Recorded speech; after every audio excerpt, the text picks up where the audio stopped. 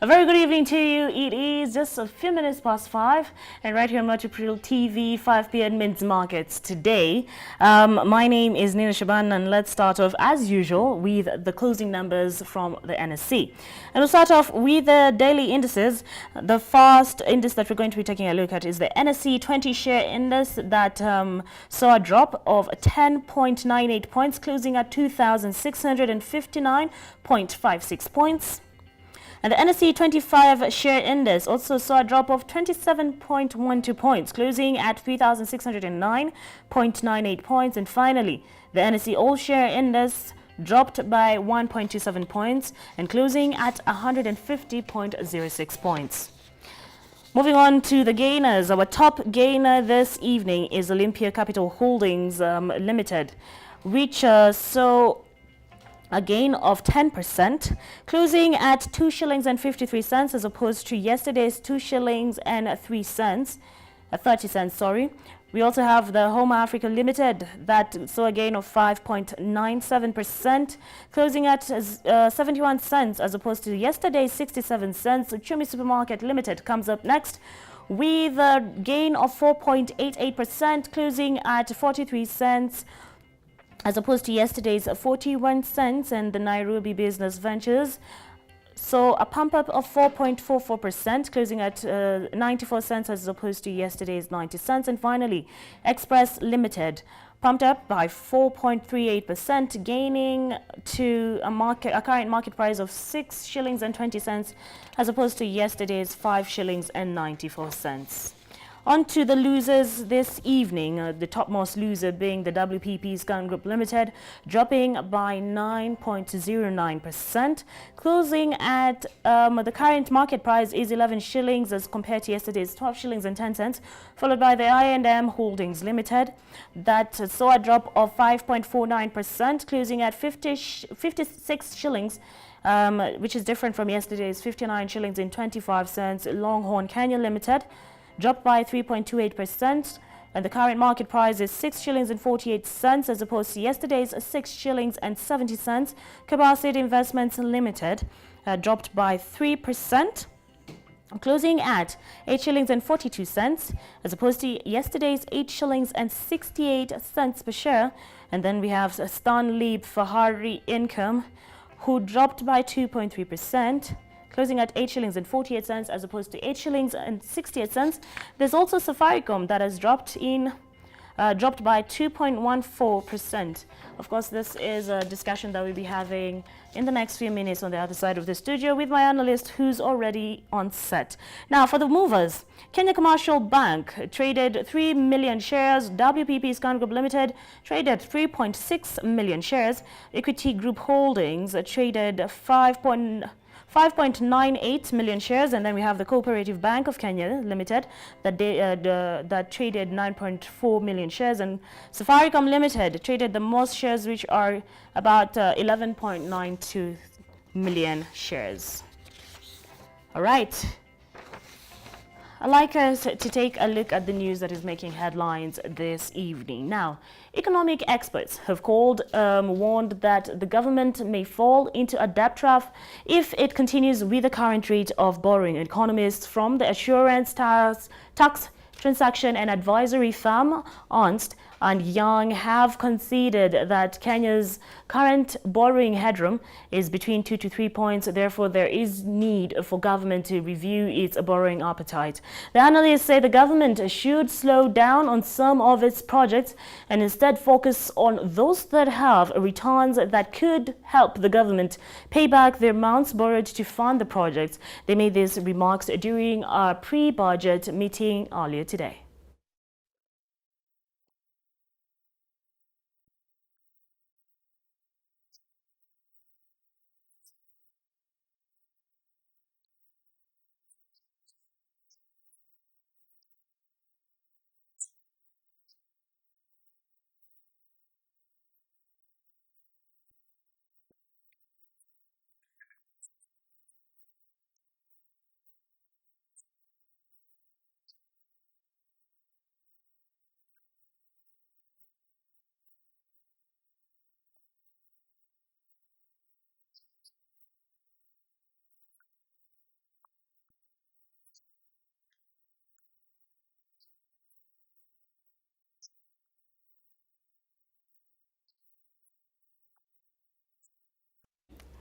And also, the World Bank has approved a 75 billion shillings loan to support various programs that the government is implementing to enhance inclusive growth, acceleration of poverty reduction, and achieve the Kenya Vision 2030 objective of becoming a middle-income industrialized country. The loan is expected to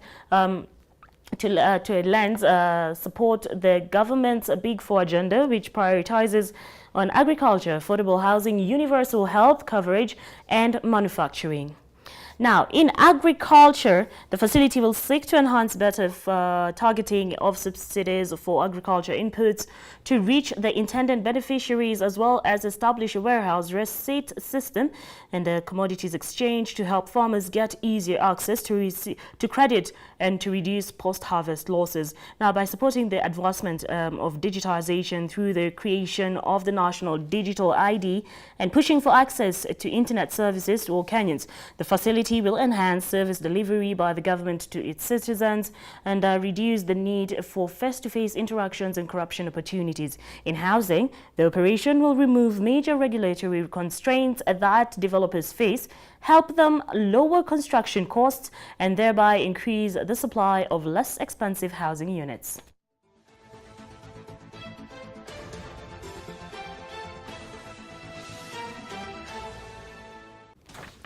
All right, now, this next story is going to be the topic of discussion this evening. The Capital Markets Authority, CMA, has granted approval to Nairobi Securities Exchange, which is the NSC, to launch and operate the derivatives exchange market. This following the successful completion of a 6-month derivatives pilot test phase conducted between July and December 2018 and resolution of key issues that emanated from the test phase. CMA Chief Executive Mr. Paul Muthaura has said that the derivatives market will facilitate deeper and more liquid capital markets and position Kenya closer to becoming the heart of capital markets investments in Africa, as envisioned in the Capital Markets Master Plan. Initially, the derivatives market will offer investors equity single stock futures, that's SSF, and equity index futures, EIF, and later introduce other financial and commodities derivatives. Mr. Matthew Kisu, manager of the derivatives unit, observed that a robust infrastructure has been set up to facilitate trading, risk management, clearing, and settlement. 2 banks, Stanbic Bank and Cooperative Bank, have been approved to their primary regulator to provide clearing and settlement for the derivatives exchange markets.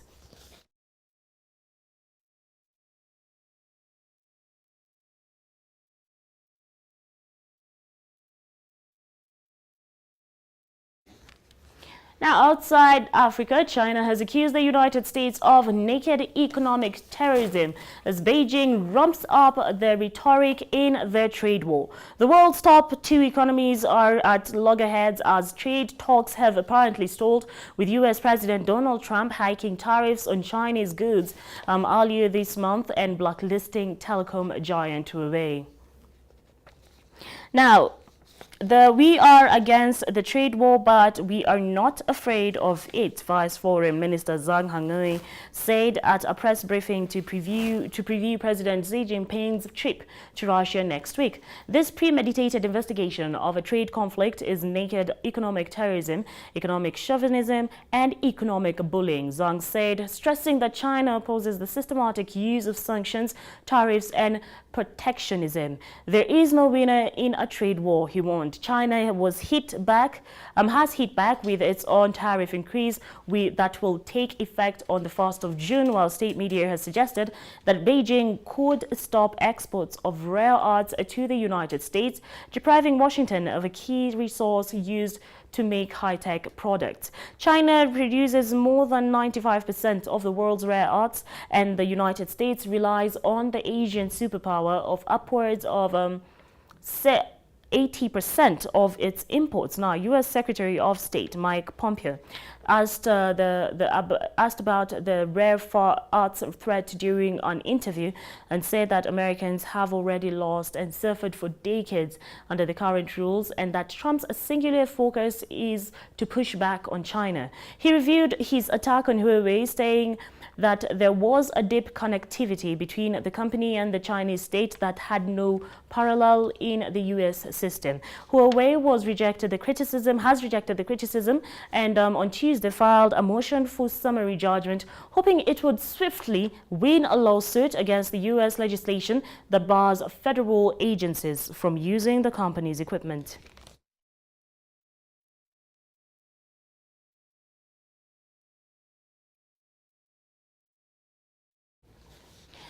And the Asian markets, so they largely fell on Thursday as Beijing ratcheted up its rhetoric against Washington, fanning investor anxiety over the U.S.-China trade war and a potential global economic slowdown.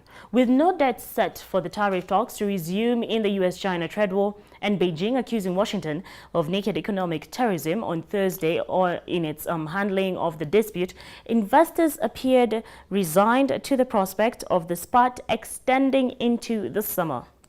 A veiled threat by Beijing on Wednesday to cut critical exports of rare earths to the United States intensified concerns. It was the latest salvo in a months-long row that has seen Washington and Beijing slap tit-for-tat tariffs on imports, with U.S. President Donald Trump upping the ante in recent weeks by blacklisting Chinese telecom giant Huawei. Any move by China, which produces 95% of the world's rare earths, to restrict exports to the U.S. would have a devastating impact on manufacturers of everything from smartphones to computers to light bulbs. Tokyo and Shanghai ended at 0.3% lower, while Hong Kong dropped 0.4%, Singapore lost to 0.8%, while Sydney fell 0.7%, but Seoul rose 0.8%.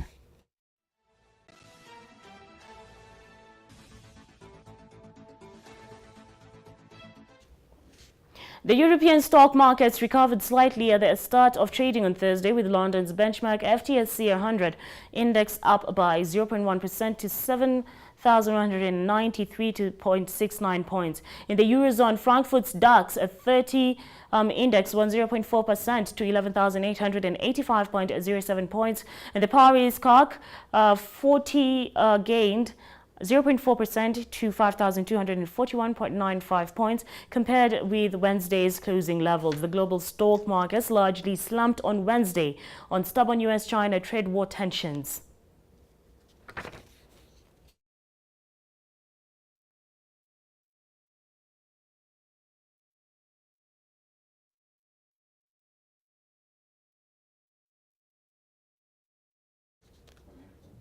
Malaysia will continue using Huawei products as much as possible, bucking a global trend prompted by security concerns and a U.S. ban on the Chinese firm, that country's prime minister said on Thursday.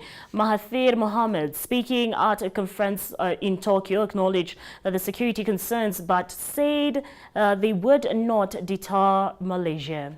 Speaking at the Future of Asia Forum, a 93-year-old leader said Huawei had access to research far bigger than the whole of Malaysia's research equivalent, adding that Malaysia will try to make use of the technology as much as possible. His comment came after a wave of controversy over the Chinese telecommunications firm, which has been hit by allegations of espionage and faces a U.S. ban. A number of countries have blocked Huawei from working on their mobile networks, and companies have stepped back from the firm after the U.S. ban, citing legal requirements. The spot comes as the United States and China raised tariffs in a tit-for-tat moves along the blistering rhetoric, accusing each other of unfair trade practices. Mahathir warned about the heated exchanges, which are conversations, of course, between Beijing and Washington, which come as the power of their allies lock horns in the hotly contested South China Sea. Mahathir say the United States and the West, quote-unquote, must accept the Asia nations now produce competitive products and should not threaten business rivals.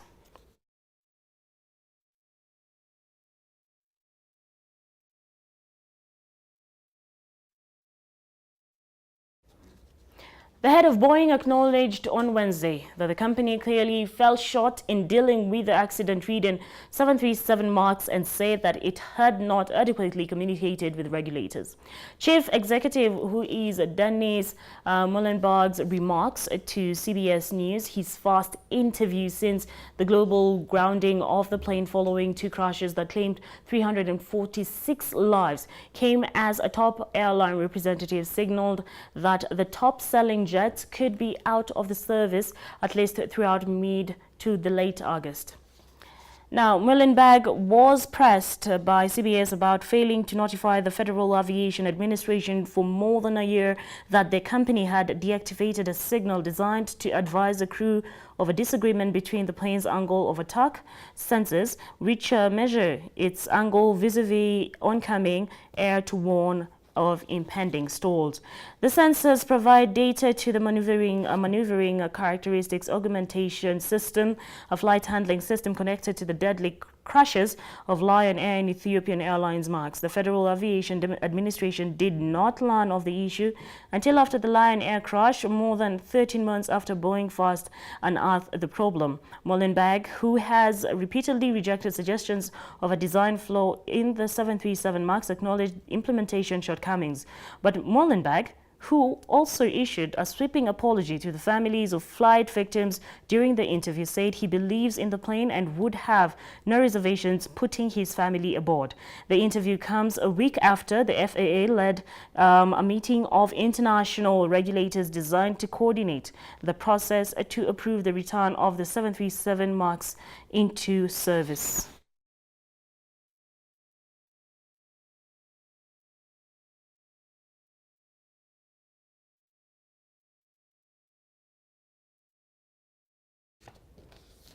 All right, now that's all the news that we had prepared for you this evening. Now I leave you with the currencies as I cross over to the other side so that we can have a sit down with my analyst who's already in studio about the markets. The closing numbers are the NSC and any story that is making headlines in the world of business.